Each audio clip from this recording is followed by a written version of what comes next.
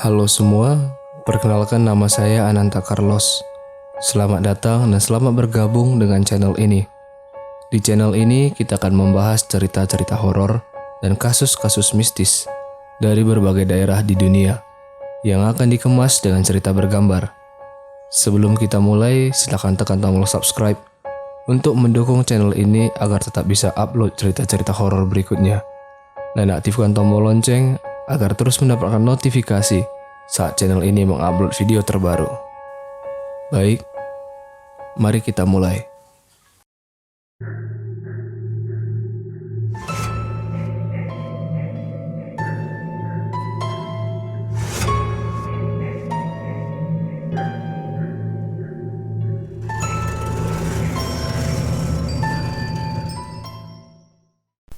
Doni, pria berumur 25 tahun, adalah seorang buruh di sebuah pabrik di kota.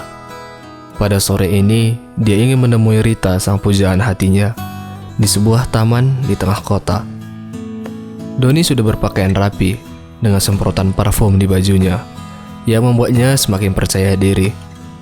Doni berencana mengutarakan cintanya pada Rita di taman sore ini. Bibirnya tidak bisa berhenti tersenyum, membayangkan hal-hal indah yang akan dilakukannya bersama Rita. Jam sudah menunjukkan pukul 3 sore. Dengan perasaan bahagia, Doni bergegas menghidupkan motor bututnya dan melaju ke taman di mana mereka telah berjanji akan bertemu. Ketika Doni sampai di taman, ia belum melihat Rita di sana. Doni memutuskan untuk duduk di sebuah bangku panjang di pinggiran taman. Sembari menunggu Rita, Doni menyantap cilok yang dibelinya di parkiran taman. 20 menit berlalu. Akhirnya Rita pun datang. Rita, seorang gadis manis 23 tahun, lulusan kampus ternama di kota tersebut, dan telah bekerja di sebuah perusahaan properti di kotanya. Berambut lurus dengan kulit kuning langsat. Sembari melambaikan tangan, Rita pun menghampiri tempat di mana Doni duduk. Doni pun tersenyum melihat kedatangan Rita. Tawa mereka menambah ramai riuh suasana taman di sore itu. Candaan demi candaan saling mereka lontarkan. Senyum demi senyum saling mereka lemparkan. Kebahagiaan begitu terlihat di wajah Doni. Doni semakin yakin dengan cintanya kepada Rita. Sembari memandangi wajah Rita yang tertawa dengan candaannya, Doni gelisah menunggu momen yang tepat untuk mengatakan perasaannya. Suasana menjadi hening ketika Doni mulai menyatakan perasaannya kepada Rita. Dengan penuh perasaan, Doni mengutarakan perasaannya. Dengan penuh harapan, Doni menunggu jawaban dari Rita. Tetapi apa yang diharapkan sangat jauh dari apa yang didapatkan. Bukannya jawaban baik, melainkan perkataan yang menusuk hati yang didapat. Dengan wajah datar, Rita dengan lantang menolak cinta Doni. Rita mengatakan bahwa Doni bukan pria yang pantas mendampinginya, karena Doni bukan seorang pria yang mapan, hanya seorang buruh pabrik yang belum tentu cerah masa depannya. Mendengar perkataan Rita, Doni sangat kecewa. Semua perasaan cinta Doni seketika berubah menjadi rasa benci kepada Rita. Dengan penuh rasa kecewa, Doni kembali ke kosan tempat dia tinggal. Dengan hati yang hancur, ia menghisap sebatang rokok di depan teras. Doni merenungi kejadian yang baru dia alami. Ia kecewa kepada Rita. Mengapa Rita sampai hati menolaknya dengan kejam? Apakah tidak ada kata-kata yang lebih baik lagi? Hanya kekecewaan dan penyesalan yang ada di pikiran Doni saat ini. Batang demi batang rokok Doni hisap. Tak terasa jam sudah menunjukkan pukul 1 pagi. Doni lekas masuk ke dalam kosan. Tanpa mengganti pakaian sama sekali, dan dengan pikiran yang kacau, Doni membaringkan diri dan lekas tidur. Sebulan telah berlalu. Doni menjalani hari-harinya seperti biasa. Namun rasa sakit hati belum bisa disembuhkannya.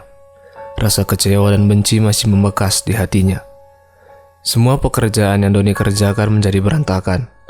Doni cukup banyak melakukan kesalahan sebulan terakhir dalam pekerjaannya. Doni berulang kali dimarahi atasannya karena hasil pekerjaannya yang buruk. Doni tidak dapat berkonsentrasi. Rasa kecewa dan benci mempengaruhi pikirannya.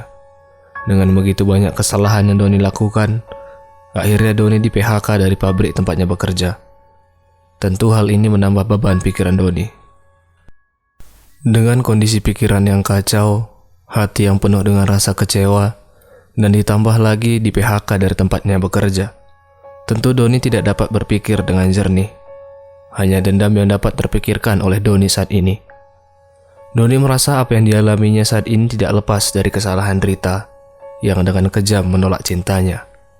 Setelah berpikir dan menimbang, akhirnya Doni memutuskan balas dendam kepada Rita. Bermodalkan foto dan identitas Rita, Doni berniat mengirimkan pelet kepada Rita. Bergegas dengan motor bututnya, Doni pergi ke sebuah desa di pinggiran kota untuk menemui seorang dukun yang akan membantunya membalaskan dendam. 2 jam perjalanan berlalu. Akhirnya Doni sampai di rumah dukun yang hendak dijumpainya, Mbah Suro. Begitulah ia dipanggil di desa itu. Dengan tekad yang bulat, Doni melangkahkan kaki masuk ke dalam rumah Mbah Suro. Mbah Suro sudah menunggu Doni. Dengan tanpa ragu sedikit pun, Doni mengatakan niatnya untuk mengirim pelet ke Rita, agar Rita tergila-gila padanya dan Doni dapat mempermainkan Rita sepuas hatinya. Mbah Suro pun menyanggupi permintaan Doni dengan beberapa syarat yang harus dipenuhi. Doni harus meminum darah ayam hitam, berpuasa, sampai mandi kembang. Setelah semua dilakukan, Doni harus melemparkan bungkusan kain kafan yang berisikan tanah kuburan, potongan tulang ayam yang darahnya telah diminum, dan kertas mantra pemberian Mbah Suro ke halaman tempat Rita tinggal. Setelah semua syarat terpenuhi, Doni tinggal menunggu 7 hari dan 7 malam, maka Rita akan tergila-gila padanya. 7 hari 7 malam sudah terlewati sejak syarat yang Mbah Suro berikan terpenuhi. Benar saja, Rita datang dengan sendirinya ke kos tempat Doni tinggal. Seakan-akan Rita tidak pernah menolak cinta Doni. Rita datang dengan ramahnya, memeluk Doni, membawakannya makanan dan minuman, dan sangat perhatian pada Doni. Tentu Doni sangat senang tujuannya tercapai. Pada awalnya, Doni sangat menikmati perhatian gadis yang pernah dicintainya itu. Namun rasa benci dan kecewa sudah terlanjur menyelimuti hati Doni. Doni tidak puas dengan Rita yang sudah tergila-gila padanya. Doni merasa sakit hati yang ditinggalkan Rita belum terbalaskan. Hari terus berlalu. Doni tidak mencari pekerjaan yang baru. Dia hanya berdiam diri di dalam kos tempat dia tinggal. Untuk masalah keuangan, Doni hanya tinggal memintanya kepada Rita. Pasti Rita langsung memberikannya tanpa berpikir 2 kali. Tidak puas menguras harta dan perhatian Rita, Doni pun merenggut kesucian Rita. Dan tentu saja Rita tidak pernah menolak apapun yang Doni minta kepadanya. Tanpa rasa bersalah sama sekali, Doni selalu menguras habis harta dan tubuh Rita. Rita tidak berdaya dalam pengaruh pelet dari Mbah Suro. 3 bulan berlalu. Doni tidak puas menjadikan Rita budaknya.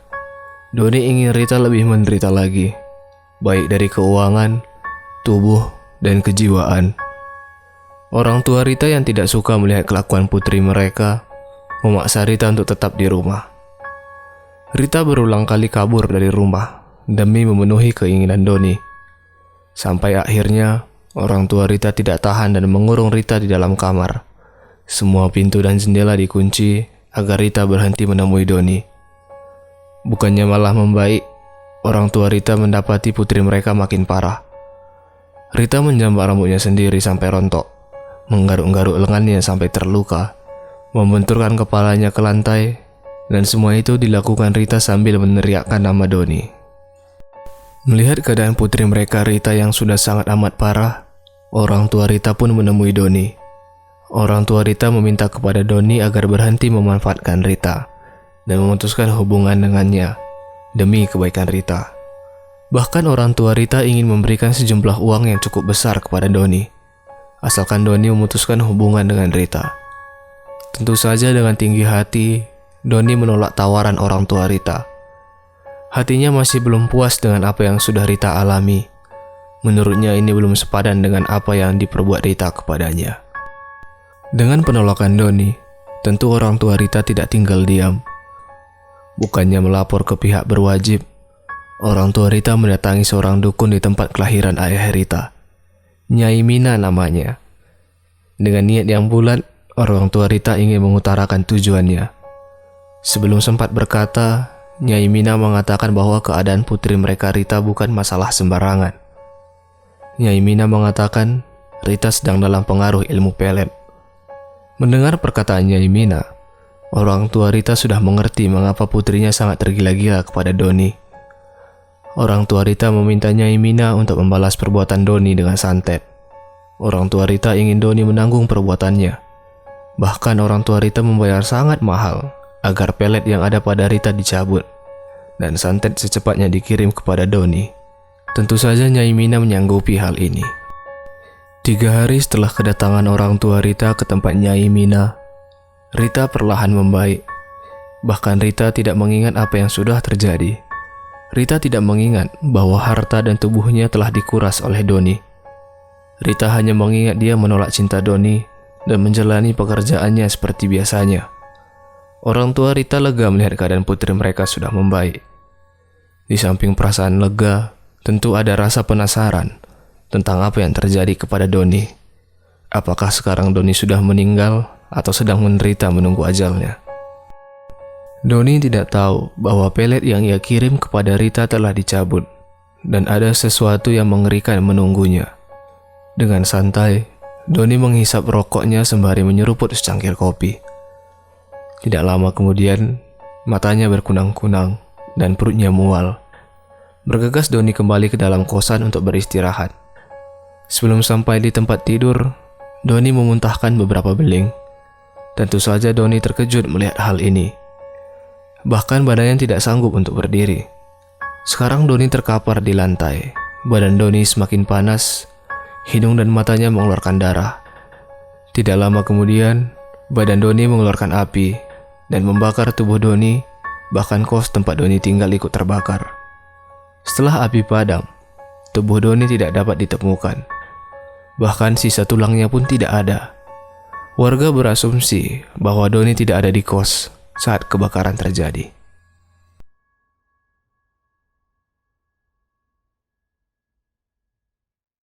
Itu saja untuk cerita bergambar kali ini. Terima kasih telah menonton video saya. Jika kalian suka, klik tombol like. Jika kalian tidak suka, klik tombol dislike. Jika ada saran, silahkan tinggalkan di kolom komentar. Dan jika kalian memiliki teman yang juga menyukai konten seperti video ini, klik tombol share dan bagikan kepada mereka. Dan jika kalian memiliki cerita-cerita horor, kalian bisa mengirimkannya ke email yang ada di kolom deskripsi. Cerita yang bagus akan ditampilkan di channel ini. Saya Nanta Carlos pamit undur diri. Sampai bertemu di video selanjutnya.